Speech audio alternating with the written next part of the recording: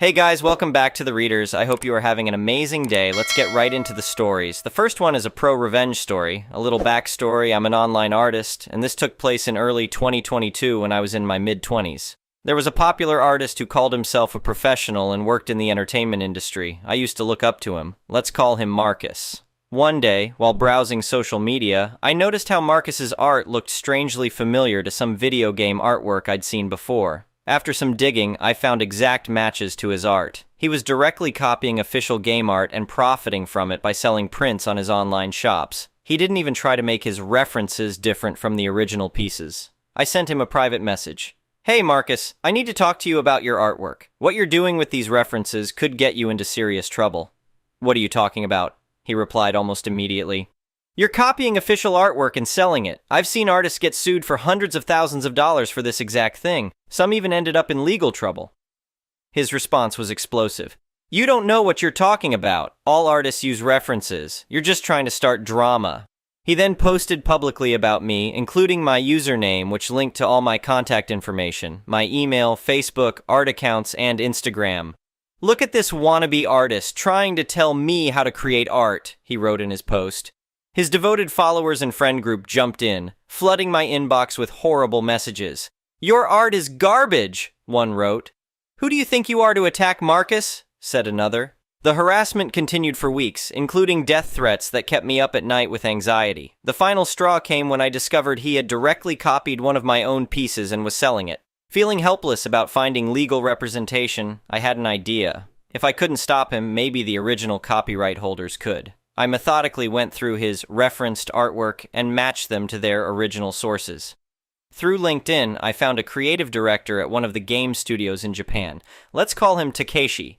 I messaged Takeshi. I have evidence of someone selling unauthorized copies of your company's artwork. He responded simply, send the evidence. Our legal team will review it. For the next week, Marcus continued his harassment, commenting on everything I posted. Then suddenly, silence. His online shop disappeared. His post about me vanished. He stopped engaging with his usual group of friends publicly. A fan commented on his page, "What happened to your prints?" Marcus replied vaguely, "Taking a break from social media, found out who my real friends are." Later, one of his former friends messaged my art account. I can't believe what a bully Marcus really was. We all feel so stupid for believing him. The satisfaction of seeing justice served was incredible. All of this could have been avoided if he had listened to my warning instead of attacking me. Fast forward to 2024, and I heard through industry connections that Marcus still struggles to find work in the field. The lawsuit from Takeshi's company apparently became widely known in professional circles, making studios hesitant to work with him. His reputation never recovered from the copyright infringement scandal. The next one is an entitled People's Story. I never thought I'd be sharing this story, but after everything that's happened, I feel like others need to hear about how a greedy homeowners association tried to steal my family's ranch and ended up getting exactly what they deserved. I inherited my grandfather's 120-acre ranch in Montana about 5 years ago. It's been in our family since the 1940s, completely off-grid with solar panels, well water, and everything we need to live sustainably. The ranch sits about 15 miles outside of town, and until recently, our only neighbors were other ranchers and farmers who minded their own business. That all changed when Sterling Heights, a fancy, planned community, started developing land about a mile from my property line. They marketed themselves as luxury ranch-style living, but it was really just oversized houses with tiny yards and strict rules about everything from fence height to what color you could paint your mailbox. I didn't pay much attention to them at first. Live and let live, right? But then last summer, I got a certified letter from the Sterling Heights Homeowners Association that made my blood boil. The letter stated that my property was officially part of the Sterling Heights planned community and demanded I immediately comply with their Homeowners Association regulations. They claimed my solar panels were unsightly, my livestock was not permitted under community guidelines, and my workshop was an unauthorized structure. They gave me 30 days to remedy these violations or face daily fines. I called their office immediately and spoke to Karen Thompson, the Homeowners Association president. Ma'am, there must be some mistake. My ranch has never been part of your development. We've been here since the 1940s. Actually, Mr. Mitchell, she said in this condescending tone that made my skin crawl, your property falls within our community's master plan. The previous owner should have informed you. The previous owner was my grandfather, and this land has been in my family for 3 generations. We're not part of your development. Well, that's not what our documents show. We'll need you to begin bringing your property into compliance immediately. I tried explaining again, but she wouldn't listen. If you don't comply, we'll be forced to place liens on your property and pursue legal action. That's when I knew this wasn't just a misunderstanding. They were trying to forcibly absorb my ranch into their homeowners association. I hired Sarah Chen, a property rights attorney who'd helped one of my neighbors with a boundary dispute years ago. Sarah pulled all the property records and confirmed what I already knew. My ranch was completely independent of Sterling Heights. Their master plan was a joke. They'd literally drawn their community boundaries to include my property without any legal right to do so. The harassment didn't stop. They started sending daily violation notices, each threatening thousands in fines. Their compliance officers would park at the edge of my property taking photos. They even sent letters to my feed suppliers claiming I was operating an illegal farm and trying to interfere with my business relationships. One morning, I found Karen and 2 other homeowners association board members actually on my property, measuring my workshop with tape measures. "You're trespassing," I told them firmly. "Leave now." "We're conducting an official inspection," Karen said, waving a clipboard at me. "As per Section 8.3 of the community bylaws, this isn't your community. You have no authority here. Leave, or I'm calling the sheriff." They left, but not before Karen shouted, "We'll see what your attitude is like when you're paying $500 a day in fines." That evening, I met with Sarah to plan our strategy. "They're way over the line," she said. "We've got them dead to rights on harassment, trespassing, and tortious interference with business relationships. Plus, we can prove they knowingly falsified documents to claim authority over your property." We filed a lawsuit the next day. The complaint was beautiful. Sarah had documented every single harassing letter, every trespass, every attempt to interfere with my business. We asked for an immediate injunction to stop their harassment and sought damages for their actions. The Homeowners Association's lawyer tried to bluff at first, sending a condescending letter about how they'd be happy to work out a reasonable timeline for compliance. Sarah's response was to send them copies of the original property surveys from the 1940s, along with aerial photos showing my ranch predated their development by over 70 years. 2 days later, their tune changed completely. Their lawyer requested a meeting. I'll never forget sitting across the conference table from Karen and the Homeowners Association board. Their lawyer kept trying to interrupt as Sarah methodically laid out our case, but Sarah wasn't having it. "Your clients have engaged in a systematic campaign of harassment against my client," she said. "You've trespassed on his property, interfered with his business relationships, and knowingly falsified documents to claim authority you don't have. We're prepared to take this to trial and seek punitive damages." Karen tried to speak up. "We were just trying to maintain community standards." "Community standards don't apply to property that isn't part of your community," Sarah cut her off. "You knew that, yet you proceeded anyway. That's acting in bad faith, and judges tend to take a very dim view of that." Their lawyer pulled Karen and the board members aside for a whispered conference. When they returned, their lawyer cleared his throat. "We're prepared to offer a settlement." "We're not interested in settling unless it includes 3 things, Sarah interrupted. "First, a legally binding admission that Mr. Mitchell's ranch is not and has never been part of Sterling Heights. Second, compensation for all legal fees and damages caused by your harassment. Third, a permanent injunction preventing any future attempts to claim authority over his property." The negotiations took hours. The Homeowners Association board members kept trying to insert conditions like maintaining property standards consistent with neighboring areas, but Sarah shut them down every time. By the end of the day, we had a settlement agreement that gave us everything we wanted, plus $75,000 in damages. But the story doesn't end there. About a week after we signed the settlement, I got an interesting visit from Tom Henderson, one of the original Sterling Heights developers. He asked to meet privately at my ranch. "I need to tell you something," he said, looking uncomfortable. "The whole plan to claim your property wasn't Karen's idea. It came from higher up. Turns out the development company had been promising investors they'd expand Sterling Heights to include historic ranch properties. They'd been showing my ranch in their marketing materials without my knowledge, claiming it would be part of Phase 3 of their development. They were hoping to pressure you into selling," Tom explained. "They figured once you started getting fines and legal threats, you'd give up and take their offer." "What offer? They never made one." They were going to, once the fines started piling up. They were planning to offer you about half of market value, telling you it was that or keep fighting the homeowners association. I was furious. Why are you telling me this now? Because they're doing the same thing to other properties around here. I quit last week because of it. I've got documentation, emails, marketing materials, everything. I called Sarah immediately. With Tom's evidence, we filed a second lawsuit, this time against the development company itself, alleging fraud and racketeering. That case is still ongoing, but we've already been contacted by 3 other ranchers who were getting similar harassment from Sterling Heights. The homeowners association has completely backed off. They even built an expensive privacy fence along their property line. Technically, it violates their own height restrictions, but I guess they were more interested in pretending my ranch doesn't exist than enforcing their precious rules. My solar panels are still up, my livestock is still grazing, and my workshop hasn't moved an inch. The settlement money paid for some nice upgrades to my off-grid systems, and I used some of it to help other ranchers fight back against similar land grabs. Karen resigned as Homeowners Association president shortly after our settlement. I heard she moved to Florida, probably somewhere with no ranch houses in sight.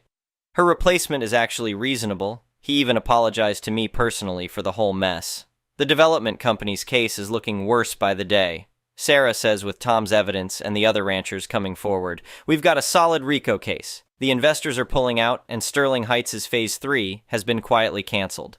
Last week, I hosted a barbecue for all the neighboring ranchers. We set up right by that fancy privacy fence, with our trucks and tractors in full view. Someone suggested we form our own association, the Real Ranchers Association, just to spite Sterling Heights. We all had a good laugh about that. The whole experience taught me something important. Sometimes you have to stand your ground no matter how big the bully is. They thought they could pressure a simple rancher into giving up his land. Instead, they got a lesson in what happens when you mess with someone who knows their rights and isn't afraid to fight for them. My grandfather used to say, "This land is our heritage, and some things are worth more than money." He was right. I'm proud to say his ranch is still here, still independent, and will stay that way for generations to come. Update, 6 months later. The situation with the development company just reached its conclusion, and I wanted to share what happened because it's even better than we hoped. Our RICO case gained serious traction when 2 former Sterling Heights executives came forward with additional evidence. They had emails and meeting minutes showing the company had been running this same scheme in 3 other states, targeting family farms and ranches near their developments. Their playbook was always the same. Claim the property was part of their development, harass the owners with fines and threats, then swoop in with lowball offers when people got desperate. They'd been getting away with it for years because most victims couldn't afford to fight back. Sarah combined our case with similar lawsuits from the other states, and it became a class action. The discovery process was brutal for Sterling Heights. Every document revealed more evidence of their systematic fraud. The turning point came when their CEO was deposed. He tried to claim ignorance, but Sarah had emails showing he personally approved what they called their acquisition strategy. When she confronted him with an email where he wrote, "These hicks won't know what hit them," he actually tried to grab the document from her hands. Not a good look in front of the cameras. The company tried to settle privately, but we refused. Sarah insisted on a public settlement with admissions of wrongdoing. 3 weeks ago, they finally caved. The final settlement, $12 million to be split among all victims, public admission of their scheme, and a court order barring them from any similar practices in the future. They also had to withdraw all development plans within 5 miles of any existing ranch or farm property. My share of the settlement wasn't huge, about $200,000, but that wasn't the point. The real victory was exposing their tactics and stopping them from targeting other family farms and ranches. The fallout has been massive. The CEO resigned in disgrace, the company's stock tanked, and they're selling off most of their planned communities. Sterling Heights itself has been sold to a local developer who's actually working with the community instead of trying to take it over. Tom Henderson, the whistleblower who helped break the case, has started a consulting firm helping small property owners protect themselves from corporate land grabs. He's hired several former Sterling Heights residents who were disgusted by their old company's actions. The Real Ranchers Association joke became reality. We actually formed a mutual aid group to help local farmers and ranchers fight against corporate bullying. We've already helped stop 2 similar schemes in neighboring counties. Karen, the former Homeowners Association president, tried to sue me for defamation after she was named in some news stories about the case. Sarah shut that down fast by showing Karen's own emails discussing the scheme. The case was dismissed with prejudice, and Karen had to pay our legal fees. The new Homeowners Association at Sterling Heights is night and day from the old one. They've eliminated most of the ridiculous restrictions and actually focus on things that matter, like maintaining roads and common areas. Several residents have even installed solar panels, properly permitted ones, of course. My ranch is doing better than ever. I used part of the settlement money to upgrade our sustainable systems and start a program teaching local kids about off-grid living and sustainable ranching. The same solar panels and workshop that the Homeowners Association called eyesores are now field trip destinations for local schools. Grandfather would be proud, not just because we protected the ranch, but because we helped make sure other families can keep their land too. Sometimes standing your ground isn't just about protecting what's yours, it's about making sure others don't have to fight the same battles you did. Life is peaceful again. The privacy fence is still there, but now it's covered in wild grapevines, nature's way of saying some barriers aren't meant to last. Every morning I watch the sunrise over my solar panels and know that this land will stay in my family, just like my grandfather wanted. No homeowners association, no development company, no amount of money will ever change that. The next one is a malicious compliances story. For this story, you need to know that I am the kind of person who will go a great distance for a good laugh, as you will see below. I love this story, and we tell it every once in a while, even though it has been more than 20 years. I live in the US and I own an IT support company. Many years ago, I used a cell phone company named Nextel. They had this great push-to-talk feature that turned your phone into a walkie-talkie, which was perfect for communicating with coworkers in my IT work. However, their customer service was a nightmare. Anytime I needed to contact them, it would take at least 30-40 minutes on hold. Eventually, I had to switch to a cheaper service, which meant getting a new number. Now you can port your number to a new carrier, but back then you had to change numbers if you switched carriers. I canceled all the phones on our plan except for mine, which I downgraded to an emergency plan costing about $10 a month. I left the old phone plugged in at my office and set my voicemail message to instruct callers of my new number. The phone just sat next to my desk on a shelf, plugged into a charger so that I could see if anyone called. I could also hear the phone make a sound when it disconnected from the cellular network and then a different sound when it connected to the cellular network. It connected and disconnected constantly there in my office. I would estimate that it only stayed connected to the network about 50% of the time. After 6 months, I decided to cancel it. I had to wait on hold for the customary 30 to 40 minutes just to cancel my service. After telling the service rep that I was always dropping off the network and that I had already switched services, they verified the service problems on my account and canceled my entire plan. I wasn't under any contract at the time, so there was no problem canceling my service with Nextel. As expected, I got my final bill. It was somewhere around $10 since that was my monthly plan, just the emergency plan, and I didn't make any phone calls. I paid the bill and was happy to be done with that carrier. Then, the next month, I got a bill for 4 cents. Yes, just 4 cents. I figured it was a clerical error and ignored it, expecting them to write it off. But no, each month another bill for 4 cents arrived. I was incredulous. I checked the postmark and saw that the postage to send me the bill was costing them 10 times more than the bill itself, and they kept sending the bill every month. I could have paid the bill, but it seemed ridiculous to write a check for 4 cents and spend more on a stamp. After 6 months, I finally had enough and decided on some very petty, malicious compliance. I decided to invest the 40 minutes on hold to call Nextel to work this out. By golly, if they wanted my 4 cents, I would give them my 4 cents. I planned to wait on hold for 40 minutes and pay the 4 cents with a credit card, knowing it would cost them more in fees. I told my wife about my plan, thinking it was the perfect malicious compliance story. But my wife, the true master of malicious compliance, suggested an even better idea. Call and ask if I could make payments on the 4 cents, splitting it into 2 payments on my credit card. OMG! I was in the presence of malicious royalty. I called, waited on hold for 45 minutes, and finally got through to a representative. The representative sounded like one of those airport terminal attendants who act like they are checking your reservations, but instead, they are writing a Stephen King-length novel. I could hear the clickety-clackety sound of the keyboard. The female representative was constantly typing as I explained that I had canceled my service but kept getting the final bill and proposed making payments. The representative, typing away, said she'd look up my account. As she typed away at her keyboard, I explained that I had gotten the final bill and that I would like to set up a payment plan to take care of the outstanding balance. I told her that I would like to pay half on my credit card today and pay the remaining half the following month. She was agreeing with me and typing away when suddenly she stopped typing and went quiet. "Sir," she said. "Yes," I replied. "Are you aware of the balance amount?" "Yes," I said. "4 cents?" She said. "Yes," I said. I figured that you really wanted that 4 cents because you keep spending all this postage to send me bills each month. So I'm just calling you to take care of it." After a brief silence, I heard the clickety-clack of the keyboard again, and she said that I would not have to worry about the balance because she was writing it off. I insisted on giving my credit card for the first half of the payment, but she firmly dismissed it and assured me I wouldn't get any more bills. My wife's suggestion turned a simple prank into a masterpiece of malicious compliance. I may be good at it, but my wife is on another level, and you really have to want to do malicious compliance to wait on hold for 40 minutes? The next one is an entitled People's Story. My daughter and I drove an hour to an arts and crafts Christmas market on the recommendation of a friend. When we got to the venue, it was clear it was very popular. We did the obligatory circling of the parking lot looking for a much-coveted space. We found a great spot in the furthest back corner that 2 ladies were leaving, and we patiently waited when along comes the worst type of entitled person. There are lines of people waiting for spots, and when the Nissan left, this woman very well knew what she was doing and pulled into the spot that I was patiently waiting for and was going to pull straight into.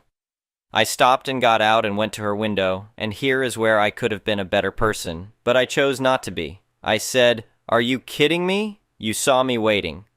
She said she was just trying to leave the parking lot, but was blocking her. She said, "Merry Christmas," and duck off. I got back in my car and called her a very unkind name and wished her a Merry Christmas as well. And as I was backing up to pull away, her and her young child got out of the car and went into the market where I told her she was the most awful kind of person. I hope she gets coal for Christmas and that her car doesn't start, because if she did it to me, she's done it before and cares for no one else but herself. So if you went the arts and crafts market at the Abbey Center, I hope you had a great time and patiently found parking, and have a wonderful holiday season. If you're this woman, I hope you learn one day that you need community and people, and if you burn all your bridges, life will be pretty lonely. I just wish I could post her license plate.